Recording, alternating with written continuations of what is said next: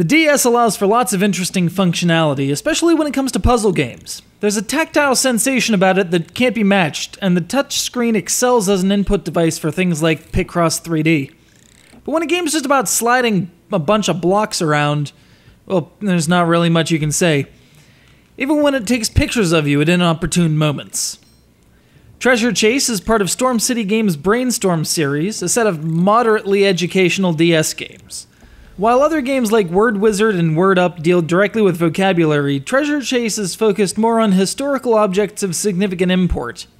However, these are hidden away behind a couple hundred stages of puzzles.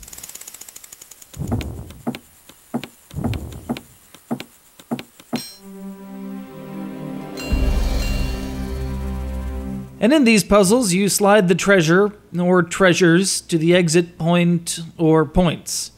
And then you win. Getting there is easier said than done, though, as there's a brace of other blocks that need to be manhandled in order to allow access to that goal.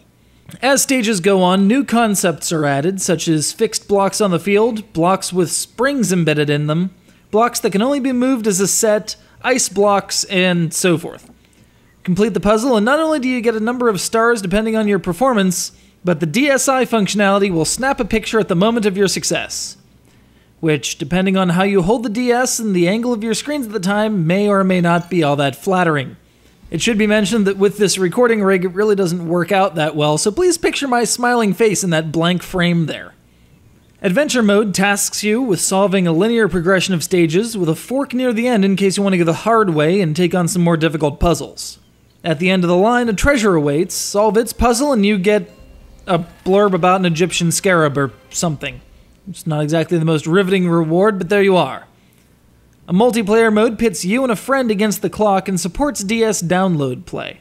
A collections mode displays the treasures you've accumulated thus far, while achievements are unlocked during play for meeting goals like a perfect score, taking an extraordinarily short time, taking an extraordinarily long time, or being the kind of jerk who plays on Christmas instead of spending time with the family.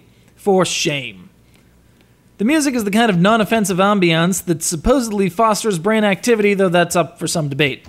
Several stages ditch the background altogether in favor of the buzz of gnats and the occasional rattle of a snake, which I found more jarring than anything else.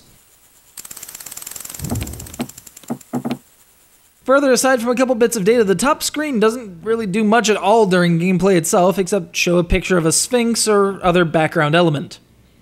I wouldn't call Treasure Chase a bad game, but limited as the gameplay is, I'd hesitate to pick it up at retail.